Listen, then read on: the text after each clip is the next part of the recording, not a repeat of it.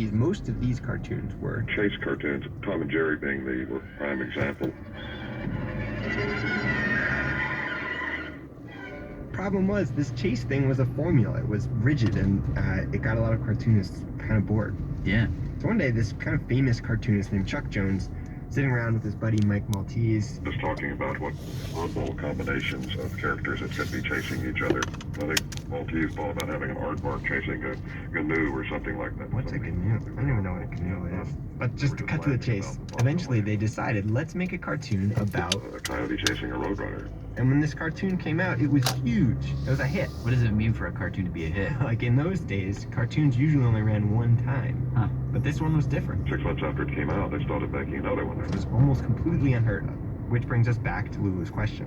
Why is Roadrunner so good? Because I'm at least in the camp that it's way better than Tom and Jerry. And Mike says, it's actually all about the coyote. He's an extraordinarily human animal. And not just like in the facial expressions that he made and the ways that he look at the camera a lot, yeah. But actually it kind of was about the predicaments that he found himself in. Meaning? Take, for example, this one really famous cartoon. Like always, Coyote has got a plan. He has made a painting of the road. Showing the road continuing over a chasm. Like he's put this painting right at the edge of the cliff. The handy thing, the Roadrunner would run through the painting, gravity would take hold of him, and he would plunge into the chasm.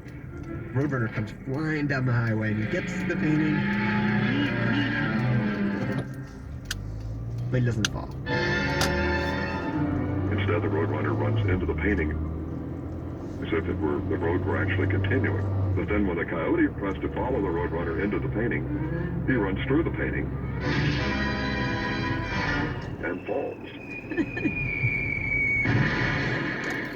And he looks up at the camera and he shrugs and he's like, why did the bird get to run into the painting and not me? Gravity isn't this uniform, indifferent force.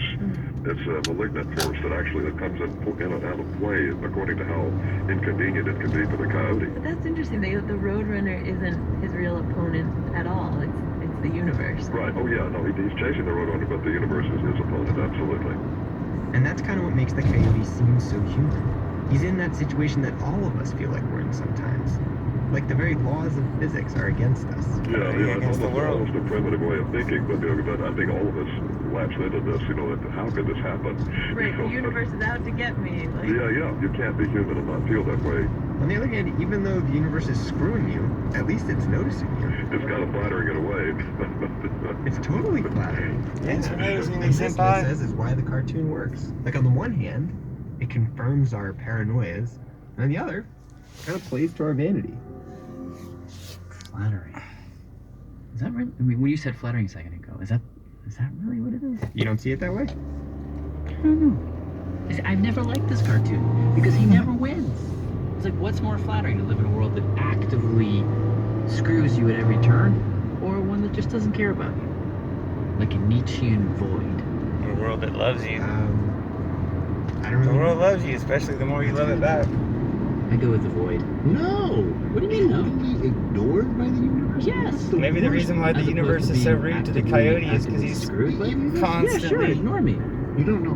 What you don't know. committing I will tell you unnatural a story. acts. I went to ABC News and I did a story that went very well. And the next week I did a story which went very badly.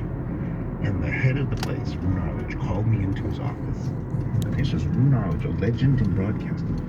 And then he put his face right in front of my face, his nose almost touching my nose, and said to me, I hated this, I hated that, what's wrong with you? And instead of being sad and upset, inside my head, like Wile E. Coyote himself, I thought, wow, he knows my name.